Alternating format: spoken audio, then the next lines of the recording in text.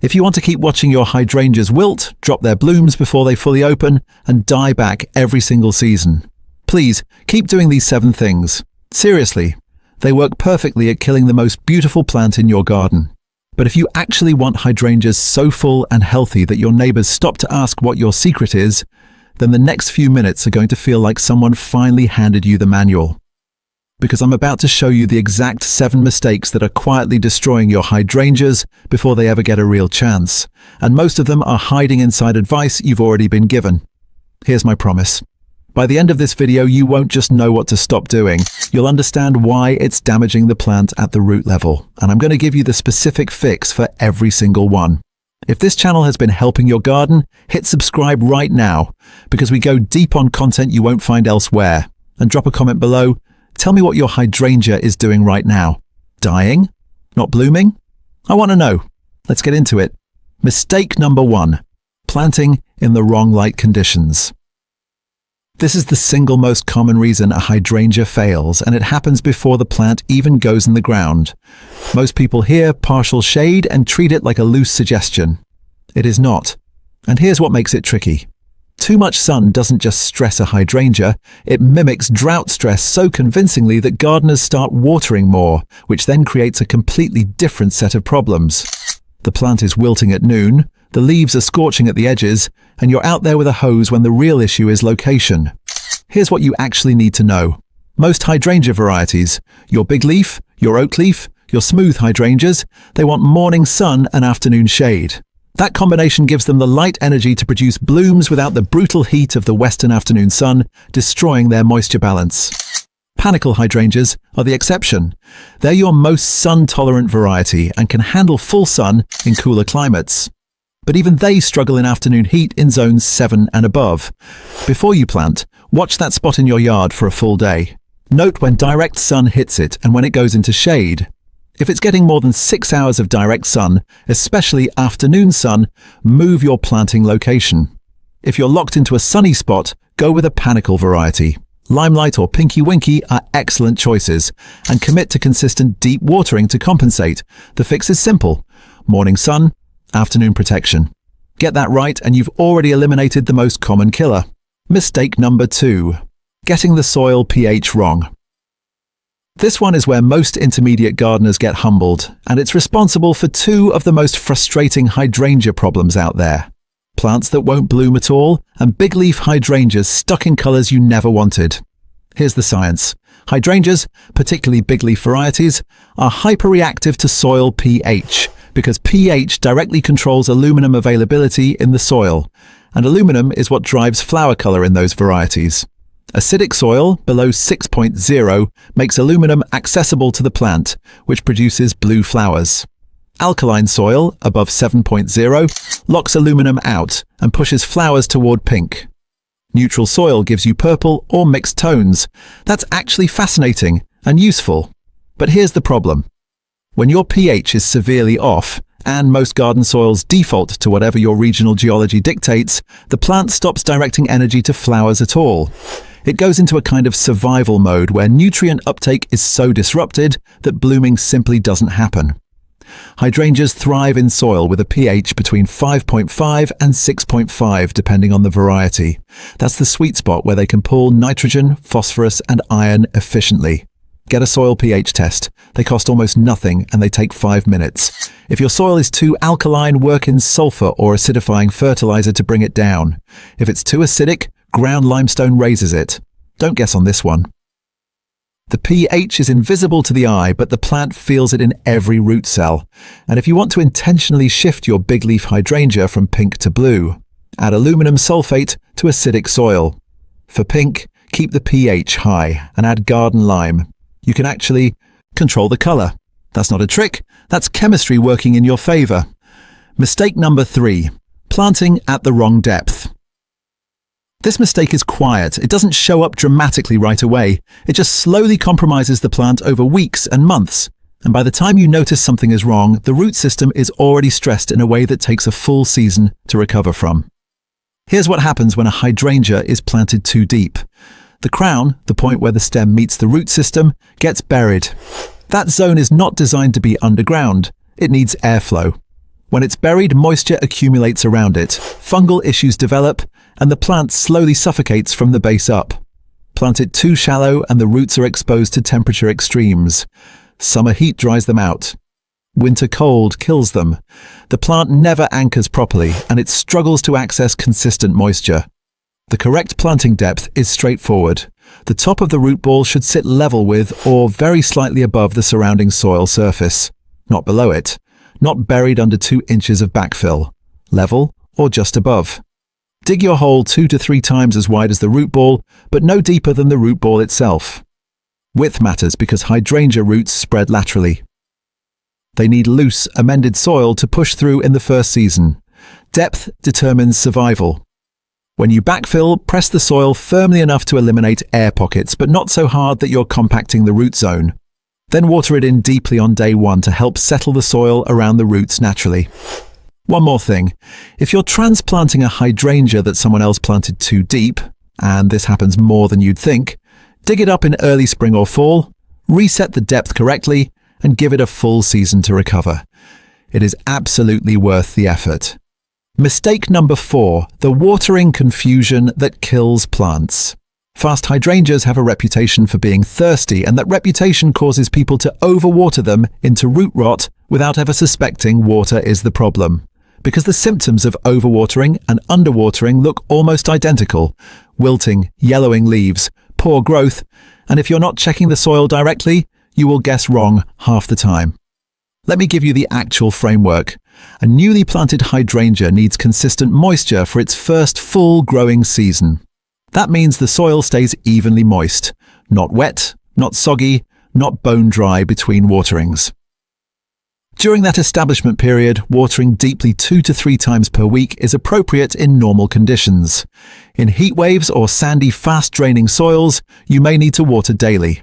An established hydrangea, one that's been in the ground for a full year or more, is more drought-tolerant than most people realize.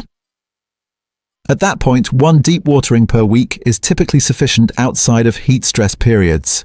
The critical word is deep. Shallow, frequent watering trains roots to stay near the surface where they're vulnerable. Deep, less frequent watering drives roots down into cooler, more stable soil.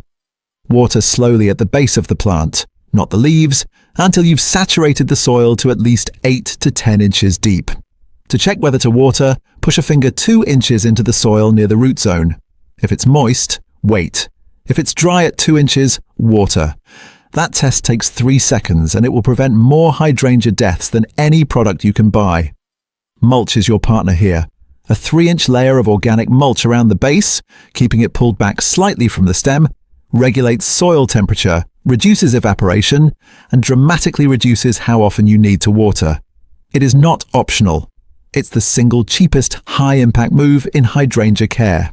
Mistake number 5. Pruning at the wrong time and killing next year's blooms. This one frustrates gardeners more than almost anything else because the damage is invisible when it happens. You prune in the fall or early spring, the plant looks tidy, and then summer arrives and there are no flowers. None. The plant is healthy, green, leafy, and completely flowerless, and you have to wait an entire year for another chance. Here's why it happens and why it depends entirely on which type of hydrangea you're growing. Big leaf hydrangeas and oak leaf hydrangeas bloom on old wood. That means the flower buds for this summer formed on last year's stems during late summer and fall. If you cut those stems off in fall or early spring, the buds are gone. No buds, no blooms. Simple as that. Panicle hydrangeas and smooth hydrangeas bloom on new wood. Growth that develops in the current season. These you can prune hard in late winter or early spring, and they'll come back and bloom just fine. So the rule breaks down like this. If you have a big leaf or oak leaf, the 2 most popular types in garden centres, prune immediately after blooming in summer, and only remove dead or spent stems. Do not cut back healthy stems in fall. Do not do a hard prune in spring. If you must prune for size, do it within about 6 weeks of the blooms finishing, and leave as many healthy canes as possible. If you don't know which variety you have, here is the safest default. Prune nothing. Deadhead spent blooms above the next set of leaves, and leave the plant otherwise untouched until you identify the variety. A year of no pruning will never kill a hydrangea. A year of wrong pruning steals your entire bloom season. Reblooming varieties like Endless Summer are bred to bloom on both old and new wood, which gives you more pruning flexibilities. But even they perform better when old wood canes are preserved through winter. Mistake number 6. Fertilizer burn and the wrong nutrient. Timing. More fertilizer is not more flowers. That is one of the most expensive misconceptions in home gardening, and with hydrangeas, the consequences show up fast and ugly. Hydrangeas that are over-fertilized, especially with high nitrogen fertilizers, respond by pushing out enormous amounts of lush, dark green growth. It looks like success. It is not. That excessive vegetative growth comes at the direct expense of flower bud production. The plant is essentially told by the nitrogen surge to keep making leaves and stems. Blooming gets deprioritized. On top of that, concentrated fertilizer applied directly to the root zone without adequate soil moisture causes chemical burn. The roots dehydrate, the tips die back, and the plant's ability to uptake water and nutrients collapses exactly when it needs them most. Here's the correct approach. Hydrangeas are moderate feeders. They do not need heavy fertilization if they're in reasonably good soil. A balanced, slow-release fertilizer applied once in early spring as growth begins is the baseline. Something in the 10-10-10 range, or a fertilizer specifically formulated for flowering shrubs, works well. If your soil is poor or your plant is underperforming, a second light application in midsummer, no later, can support the plant through the rest of the season. Do not fertilize after August. Late fertilization pushes new, tender growth that cannot harden off before winter and gets killed by the first frost. Always water the plant thoroughly before and after applying any fertilizer. The water dilutes the concentration and protects roots from direct contact with the nutrients. And keep granular fertilizers at least 6 inches away from the main stem. If your hydrangea is healthy, in amended soil and performing well, consider doing nothing beyond a spring compost top dressing. Sometimes the best intervention is no intervention. Mistake number 7. Ignoring your climate zone and hardiness reality. This is the mistake that tends to hit new gardeners and experienced gardeners equally because it's partly a marketing problem. Garden centers sell hydrangeas in spring when they look spectacular in bloom, and the signage rarely tells you the full picture about what that specific plant needs to survive your specific winter. Here's the reality. Different hydrangea varieties have dramatically different cold hardiness. Panicle hydrangeas are the toughest. They're reliably hardy down to USDA Zone 3, which covers some of the coldest regions in North America. Smooth hydrangeas like Annabelle are also very cold hardy, performing well in Zones 3 through 9. Big leaf hydrangeas, the classic mop heads and lace caps that everyone loves, are typically only reliably hardy to Zone 5 or 6, and their flower buds are extremely vulnerable to late frosts, even within that range. In warmer climates, Zones 8 and above, the challenge flips. Big leaf hydrangeas need a certain number of cold hours to properly set buds and cycle out of dormancy. In climates that don't deliver adequate winter chill, the plant stays in a kind of confused semi-dormancy and either blooms poorly or not, at all. Look up your USDA hardiness zone and cross-reference it with the specific hydrangea variety you're planting or considering. This takes 2 minutes and it eliminates an entire category of failure before you spend money and effort. For gardeners in colder zones who love big leaf varieties, they can be grown successfully, but they need protection. After the first hard frost, mound dry leaves or straw loosely around the base, up to 12 inches high to protect the crown and lower cane buds. Remove the protection gradually in spring once frost risk has passed. And if you've had repeated failure with big leaf varieties in a cold climate, don't fight the zone. Swap to Endless Summer, which reliably resets on new wood. Or go with Annabelle or a Panicle variety. Work with your climate, not against it. The bonus, the one thing that changes everything. You stayed through all 7 mistakes, so here's something most hydrangea content will never tell you. The color of your big leaf hydrangea is not fixed at purchase. It is a living pH indicator, and you can intentionally change it season to season. To push flowers toward vivid blue, lower your soil pH below 6.0 and add aluminum sulfate at a rate of 1 tablespoon per gallon of water applied to the root zone in early spring, repeated monthly through the blooming season. The acidic soil makes aluminum available, the plant absorbs it, and the pigment in the flower petals shifts toward blue. To push toward deep pink, raise your pH above 7.0 using garden lime. High pH locks aluminum out of the plant's system, and the flowers express their natural pink pigment without aluminum interference. This only works on big leaf varieties. Panicle hydrangeas and Annabelle types stay white regardless of soil pH. But if you're growing Endless Summer, Nico Blue, or any mophead or lacecap variety, you have a color dial built into your soil chemistry. That is one of the most genuinely remarkable things about this plant. Quick recap. Planting location: morning sun, afternoon shade for most varieties. Wrong light kills moisture balance fast. Soil pH: test it, target 5.5 to 6.5. Off pH means off nutrients, means no blooms. Planting depth: root ball crown at or slightly above soil level. Never buried. Watering: deep and consistent. Check soil before every watering. Mulch always. Pruning timing: know your variety. Old wood bloomers get pruned right after flowering, or not at all. Fertilizer: balanced, slow release, spring only. Never over-apply, never fertilize after August. Climate zone: match variety to zone. Protect big leaf canes in cold climates. Don't fight your weather.